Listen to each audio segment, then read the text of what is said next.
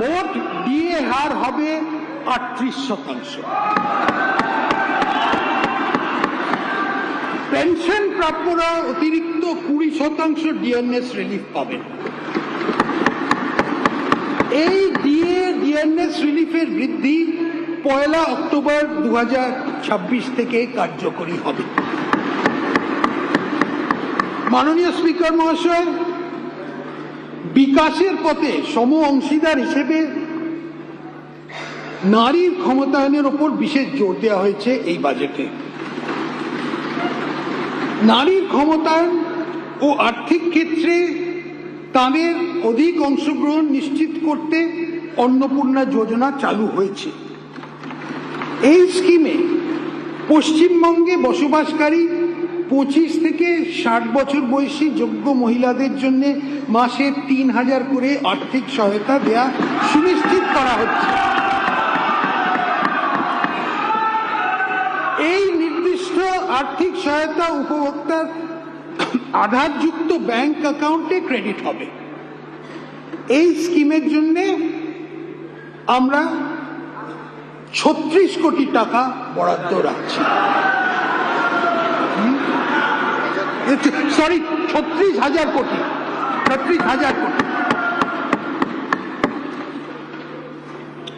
উচ্চশিক্ষায় ছাত্রীদের ড্রপ আউটের হার কমাতে সরকারি ও সরকারি পোষিত মানে গভর্নমেন্ট আর গভর্নমেন্ট এডেড কলেজের অবিবাহিত ছাত্রীদের এককালীন 50,000 টাকা সহায়তা দেওয়া হবে।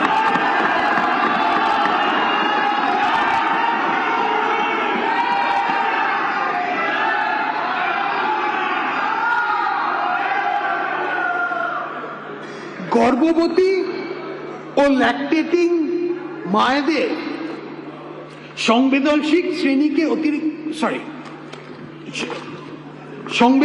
শ্রেণীকে অতিরিক্ত আর্থিক সহায়তা দিতে আমি প্রধানমন্ত্রী মাতৃবন্দনা যোজনার আর্থিক সাহায্য সহ মোট 21,000 টাকার আর্থিক সহায়তা ঘোষণা করছি।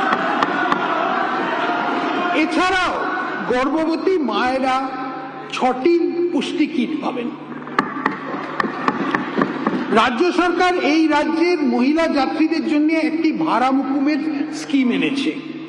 1 জুন 2026 থেকে রাজ্য সরকার পরিচালিত বাসে পশ্চিমবঙ্গ বসবাসকারী সকল মহিলাকে বিনামূল্যে পরিবহনের সুযোগ দেওয়া হচ্ছে।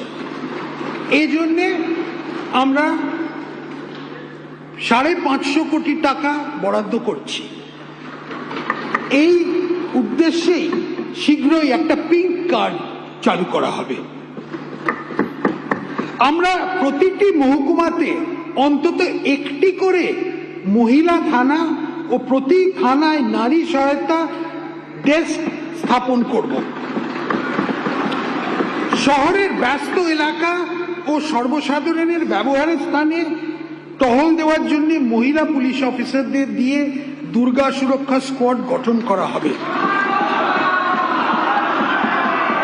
উপরন্তু রাজ্য রিজার্ভ পুলিশ ফোর্সে মাতঙ্গিনী হাজরা ও রানী শিরোমণির নামে 2টি সম্পূর্ণ মহিলা ব্যাটালিয়ন স্থাপন করা হবে। অঙ্গনওয়াড়ি কর্মীদের এবং অঙ্গনওয়াড়ি সহায়িকাদের 6 বছরের নিচে শিশু, গর্ভবতী ও স্তন্যদায়ী মাদের পুষ্টির মাত্রা বাড়াতে প্রচুর অবদান রেখেছেন। আশা কর্মীরা প্রাথমিক স্তরের স্বাস্থ্য পরিষেবাকে মানুষের দরজায় পৌঁছে দিতে সাহায্য করেছেন। এই সকল কর্মচারীদের গুরুত্বপূর্ণ পরিষেবাকে স্বীকৃতি দিতে আমি তাদের মাসিক সম্মানিক 5,000 টাকা বৃদ্ধি করব।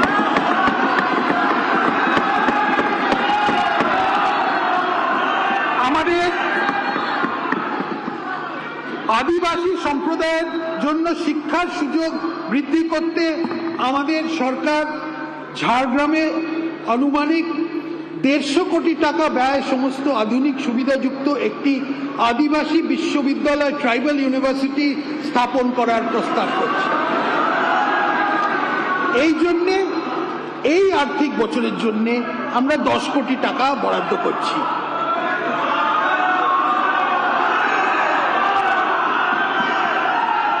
বিবিধ জিরামজি রূপায়ণ করা হচ্ছে। আমি রাজ্য সরকারের অংশ হিসেবে এই খাতে 14,000 কোটি টাকা বাজেট বরাদ্দের প্রস্তাব রাখছি। কেওয়াইসি সম্পন্ন জব কার্ড হোল্ডারদের জন্য 125 কর্মদিবস সৃষ্টি নিশ্চিত করা হবে। 125। কেন্দ্রীয় সরকারের পিএমএজি প্রকল্প শুরু করা হয়েছে, যা সকলের জন্য আবাসনের সুবিধা নিশ্চিত করা হবে। এই প্রকল্পটি পশ্চিমবঙ্গে আরো সম্প্রসারণ করার জন্য চলতি অর্থ বছরে 13,000 কোটি টাকা বাজেট বরাদ্দের প্রস্তাব করছে। এই অর্থবর্ষে 25 লক্ষ নতুন বেনিফিশিয়ারিকে বাসস্থান দেয়া হবে। আমি একটি চা শ্রমিক ইউনিয়ন বোর্ড, টি ওয়ার্কার্স ডেভেলপমেন্ট বোর্ড প্রতিষ্ঠার প্রস্তাব করছি। এই বোর্ডটি চা বাগান শ্রমিকের বিভিন্ন কল্যাণমূলক প্রকল্প তত্ত্বাবধান করবে। রাজ্য সরকার ভারত সরকারের সাহায্যে পিএম চা শ্রমিক প্রোৎসাহন যোজনা চালু করবে। এবার একটা দার্জিলিং এর জন্য একটু ইংরেজিতে বলে দিচ্ছি।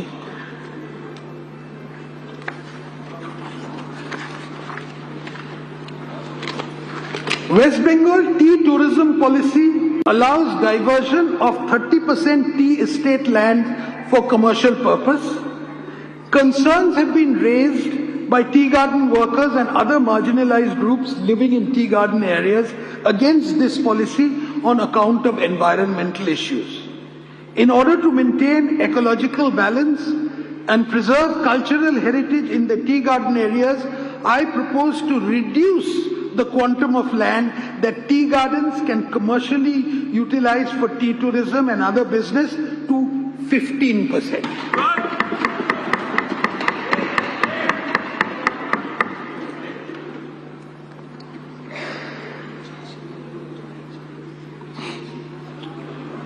শহরাঞ্চলে 4টি মা আহার কেন্দ্র চালু করা হয়েছে। এগুলোতে ডিম, মাছ, সবজি দিয়ে তৈরি সুষম পুষ্টিকর খাবার প্রতি বেলায় জনপ্রতি 5 টাকায় দেয়া হচ্ছে। ভবিষ্যতে আরো 210 এমন কেন্দ্র চালু করা হবে।